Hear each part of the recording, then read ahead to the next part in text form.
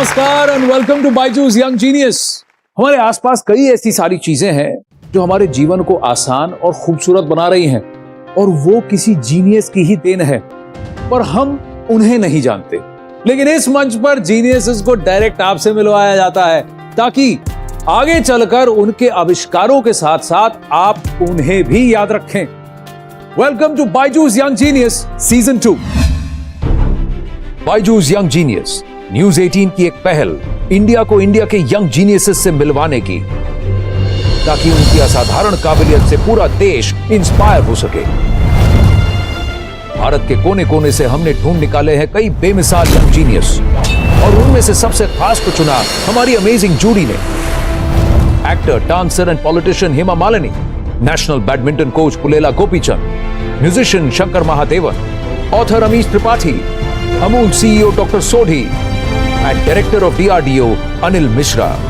अलग अलग फील्ड्स में अपनी प्रतिभा के झंडे गाड़ चुके ये यंग जीनियसेस अब आ रहे हैं अपनी कहानियां आपके संग बांटने।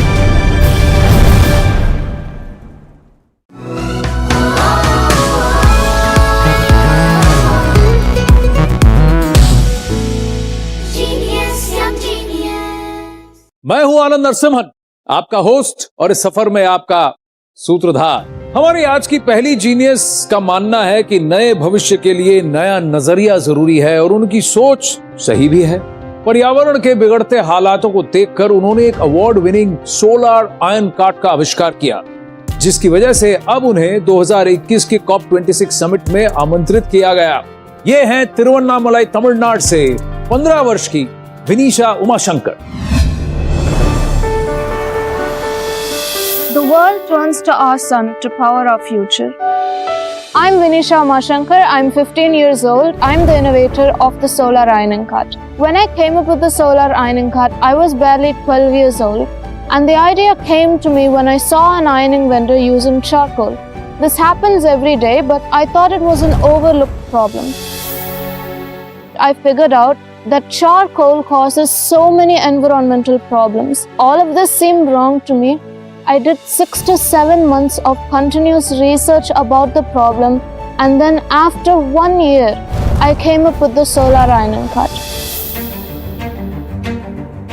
When Vinisha won the Dr. APJ Abdul Kalam Ignite Award, is quite rare to get because out of 60,000 applicants, only 18 of them they got the award. We were never imagined that we could actually win a national award from a small town. My biggest achievement was to speak in front of all the world leaders at the COP26 summit in Glasgow 2021. I'd like to curb our energy crisis and make the world a better place to live in for our future generations. Hi Vinisha. Hi. Welcome Vinisha. Vanakkam. Come sit. Tell me, the solar iron cart. How did you get this idea? As I started learning more about environmental issues in grade 7 at school, it made me think, is using charcoal to iron that sustainable? So when I went and did research, I figured out that there are so many problems: air pollution, deforestation, respiratory diseases, and all of this leads to climate change. Yeah. Knowing that fact, it made me think that at least I know that it's wrong. I should do something about it.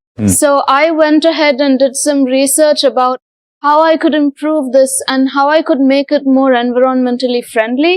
And that led me to invent the solar ironing cart. How long did it take? That took me about a whole year to finally finish just the development of the solar ironing cart. My God. अब हम आपको किसी से मिलवाना चाहते हैं. This person is also somebody who's very impressed with you. ये खुद भी किस जीनियस से कम नहीं है. Please welcome the former coach of the Indian men's cricket team, ace commentator and a man who I have great respect for, Ravi Shastri.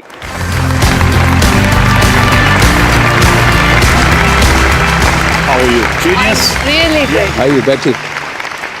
This is Vinisha Umashankar, हमारी young genius. I read her speech, glimpses of it. I saw it when she was there for the COP26. The way she spoke, no stage fright whatsoever. Many, many congratulations. You know what she did there? People keep talking about the future. She brought the future to the present. Fabulous. Thank you so much. And I think that's a really nice way to put that. bringing the future into the present. Yep. Yeah, but let's look at some of these images. Can you explain to us the solar iron cart? How does it work, Vinisha? So in the solar ironing cart, the top part right there, that's gets where power. the solar panels are located. And then you see that Indian flag. Yes. If you actually open it, there's a place where you can keep ironed clothes, but Wow. there's also a battery there. That battery stores the extra electricity from the solar panels, but any electricity that is used goes directly to the iron box. Right there is the iron box. So in this process, no electricity is wasted at all. I'm actually working on a new technology for the iron box itself, which will make it even more efficient than it already is. Wow.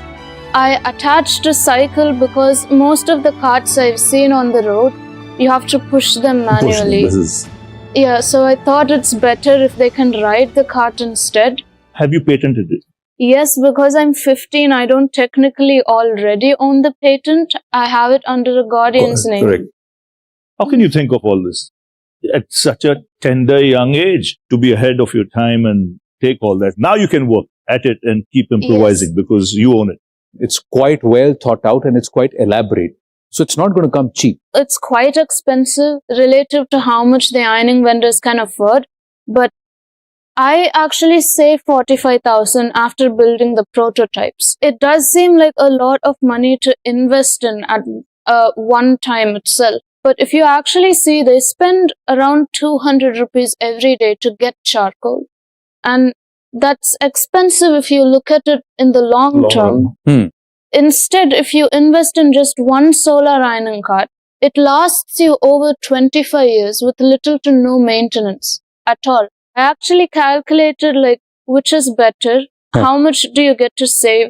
I think with the solar ironing cart, you only incur about 8 rupees as a profit, but with the charcoal based irons, it's 0.68 something. This is a 30-year-old head sitting on a 15-year-old shoulder. Absolutely. True. इसीलिए आप young genius हैं. But what's your plan? What do you want to do going forward? So going forward for the solar ironing cart is definitely manufacturing. The customers are the ones who will give life to your idea in the first place. But now tell us about this climate summit, COP26. How I got this opportunity was through the Earthshot Prize that's being conducted by the Duke and Duchess of Cambridge. I was fortunate enough to be one of the 15 finalists, and they had invited all the 15 finalists to take part in COP26 happening in Glasgow. COP26 summit मतलब United Nations Climate Change Conference जो Glasgow United kingdom में 2021 में हुआ था। इस summit में climate change पर चर्चा करने के लिए दुनिया के सारे बड़े-बड़े लीडर्स आए थे, इंक्लूडिंग हमारे प्रधानमंत्री ही। और ऐसे बड़े मंच पर हमारी इस यंग जीनियस ने अपनी बात रखी, उनको ये मौका मिला, ये अवसर मिला। Were you one of the youngest? Yes, I was 15 and everybody else were like adults having a well-established company. Weren't you nervous? Actually, I was nervous before going on stage, but once I went on stage and got a read of the audience, I was completely fine actually. You know why? She was so confident, self-confident about what she had achieved, what she had invented. In such situations, you actually want that stage. Yeah. And you actually want to start speaking. True. So, Bill Gates, Anand Mahindra, Sadhguru, they all tweeted about you. Shashi Tharoor, Prime Minister Narendra Modi, there's so many others who tweeted about your innovation and what you said and what you did. So at Glasgow, you had a podium with 2 mics and it was written Climate Change Summit COP26. So we've got another podium for you here, but it says Young Genius. A small portion of your speech. Will you say it for us? So you'll give us a small glimpse. Me and my generation will live to see the consequences of our actions today. Yet none of what we discuss today seems practical to me. You are deciding whether or not we have a chance to live in a habitable world, whether or not we are worth fighting for, worth supporting, and worth caring. Many of my generation are angry and frustrated with leaders who have made empty promises and failed to deliver. And we have every right to be angry. But I have no time for anger. I want to act. I'm not just a girl from India, I am a girl from Earth and I'm proud to be so. I'm a student, innovator, environmentalist and entrepreneur. But most importantly, I'm an optimist. Lovely. No time for Thank you. anger because you want to act. Fantastic. Well done. क्या line है? Amazing line. Come. Thank you. Thank you. Beautiful choice of words. Guys, whatever she's saying, it's easier said than done. She's done it. And even there, you have that air of supreme confidence. Thank which you. which is good. It will stand you in good stead in the years to come. Thank you so much. Vinisha, wonderful meeting you. We've got something special. I'm going to request Ravi Shastri ji to please present this. Sir, this is the BYJU'S Young Genius Trophy. We're so proud of you. और इसी के साथ आपको मिलता है BYJU'S की तरफ से 1 साल का subscription to the BYJU'S online learning program. Fantastic, Vinisha. So proud. Thank you so Thank you. much. Thank you very, very much. तो विनीशा भारत को भविष्य की तरफ ले जा रही हैं। हमारे अगले जीनियस भारत की प्राचीन कला के साज छेड़ेंगे, लेकिन एक छोटे से ब्रेक के बाद we'll be right back. मैं अप्रोक्सीमेटली 600 नोट्स के करीब बजा सकता हूँ 1 मिनट में।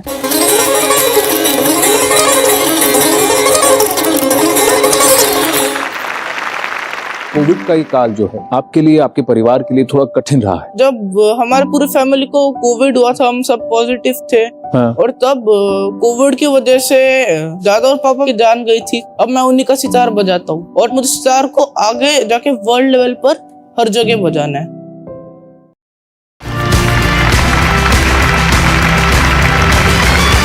Welcome back to BYJU'S young genius. हमारे अगले जीनियस बहुत छोटी सी उम्र में बहुत बड़ी जिम्मेदारी संभाले हुए हैं। सितार वादन में सबसे प्रसिद्ध घरानों में से एक जयपुर सेनिया घराने के चश्मो चिराग सितार में महारत हासिल कर चुके हैं। अपने घराने की शान बढ़ाते ये हैं दिल्ली से अधिराज चौधरी। मेरा नाम है अधिराज चौधरी और मुझे सितार बजाना बहुत पसंद है। सितार मेरी लाइफ में आया जब मैं 6 साल का था। मैं अपने घर का 3rd जनरेशन सितार प्लेयर हूँ। हम जयपुर सेनिया घराने से है, जिसका चलन मसीद सेन जी ने करा। हमारे घराने का जो सितार होता है वो 17 फ्रेट का होता है।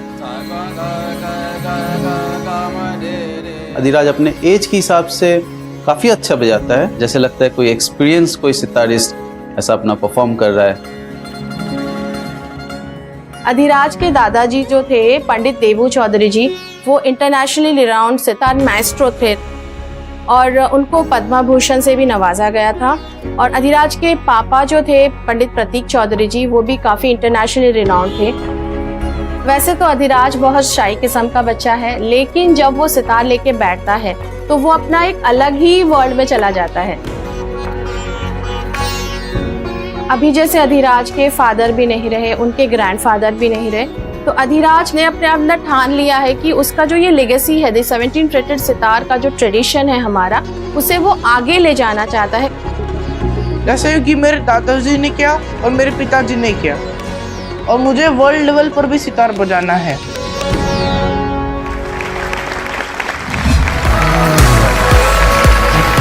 नमस्ते अधिराज। नमस्ते जी। कैसे हो? ये बहुत अच्छा। आइए बैठिए। आप सितार बजा रहे हैं इतनी छोटी सी उम्र में? जी, मैं सितार बजाता हूँ जी छोटी सी उम्र में, वो भी 17 फ्रेटेड सितार, जो हमारे ट्रेडिशन का सितार है, सेनिया घराने का। आप अपना सितार लाए हैं? जी, मैं अपना सितार भी लाया। तो आप जरा हमारे दर्शकों को और हमको जरा समझाएं, ये 17 फ्रेट सितार क्या होता है? जी, फ्रेट्स हो गए ये, जैसे अभी मैं 17 फ्रेट्स बजा के सुना देता हूँ।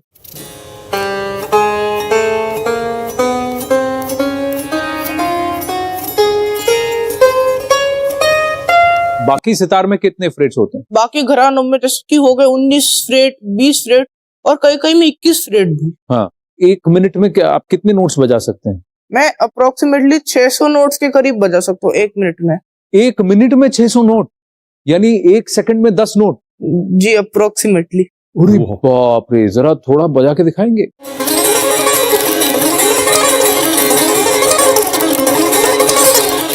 अरे बाप रे, मेरे भाई एक बात बताइए, आप उसमें कोई भी क्लिप नहीं लगाते हैं, तो ये जो आप इतना स्लाइड करते हैं, ये दुखता नहीं है आपको? ये की शुरुआत में जैसे हम सितार बजाना शुरू करते हैं, इस उंगली के लिए हमें जब करना होता है एकदम स्लो में कुछ दिनों तक प्रैक्टिस करना होता है, जब तक हमारे उंगली की लाइन ना तैयार हो। हमारी उंगली की हमें लाइन तैयार करनी पड़ती है, फिर हम अच्छे से बजा सकते। अगर हमने रियाज छोड़ दिया तो ये लाइन भी मिट जाएगा और फिर अगली बार जब बजाएंगे तो कटेगा। तो उसमें दर्द भी होने लगेगा थोड़ा बजाते वक्त, अगर ये लाइन नहीं रहा तो। ये जो तस्वीर है, ये तस्वीर कब की है बताइए अधिराज? जब मैं छोटा वो करता था 3 से 4 साल का, तब मुझे अपने दादाजी का सितार बहुत अच्छा लगता था, उसका टोन बहुत अच्छा लगता था। मैं ये चाहता था कि मैं उनका सितार बजाऊं, और वो बोलते थे कि नहीं आप मेरे सितार मत पकड़ो, आप तार हर तोड़ दोगे, ऐसे बोला करते थे। पर फिर भी मैं मानता नहीं था पहले। कभी ऐसा हुआ कि आपने उनके तार तोड़े? जी कभी ऐसा तो नहीं हो, पर तार मैंने उनके बहुत बार डिट्यून कर दिए। मुझे 1-2 बार डांटा भी, पर उनकी डांट भी मुझे अच्छी लगती है। जी तो आपके हीरोज तो घर पे ही थे?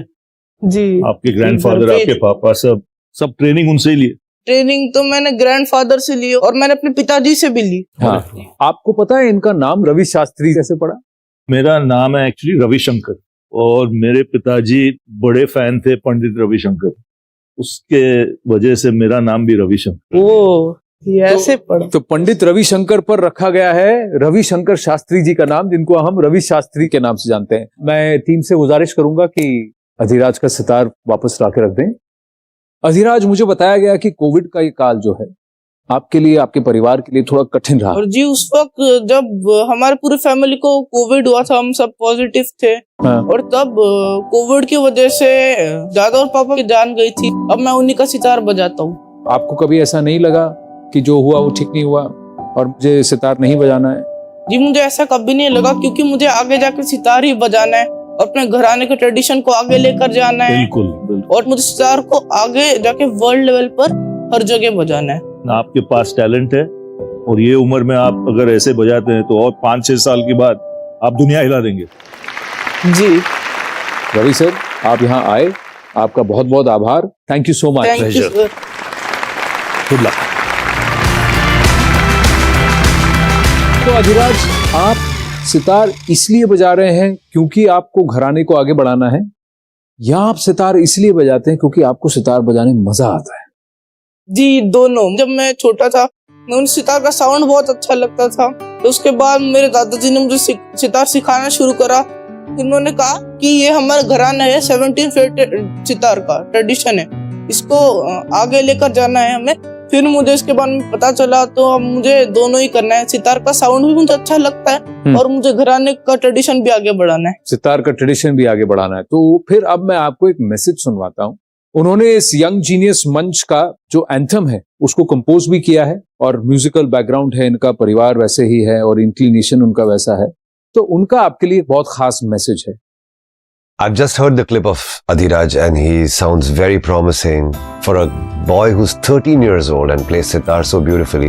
I can see it in his eyes that when he plays sitar, he plays it with so much passion and so much love that this truly will be his passion and his joy for the rest of his life. But for now, he's really making his gharana very, very proud. His father and his grandfather would be blessing him from heaven. I'm so touched to see that he continues his family's legacy. यह है Salim merchant. अब हम अधिराज से पूछते हैं, इस मंच पर आप परफॉर्म करेंगे? जी चलिए, तो आप तैयार हो जाइए, हम भी आपके लिए मंच तैयार करते हैं।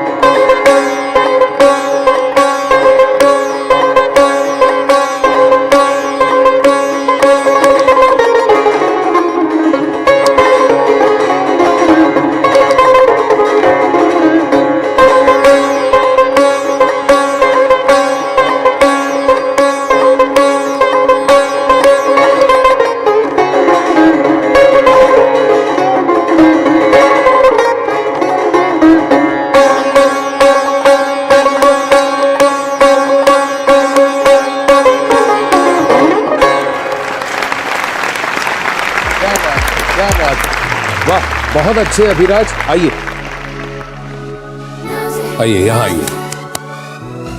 ये है बायजूस यंग जीनियस की ट्रॉफी है, तो आप सितार बजाने के साथ साथ पढ़िएगा भी, ठीक है, पढ़ना भी जरूरी है, पढ़ना भी जरूरी है, बिल्कुल। और इसके साथ आपको मिलता है बायजूस की तरफ से 1 साल का subscription to the Byju's online learning programme. Congratulations, wish you all the very very best. बहुत अच्छा लगा, थैंक यू वेरी मच। एक जीनियस अपने संगीत से सबको मोहित करता है, तो एक जीनियस अपने आविष्कारों से आने वाला कल सुरक्षित करती है। विश्व में भारत देश का परचम फैलाते ऐसे ही और भी जीनियसेस आएंगे अगले हफ्ते। तब तक के लिए जिंदगी की किताब में कुछ नया लिखिए, हमारे यंग जीनियसेस जैसा कुछ आप भी कीजिए। नमस्कार।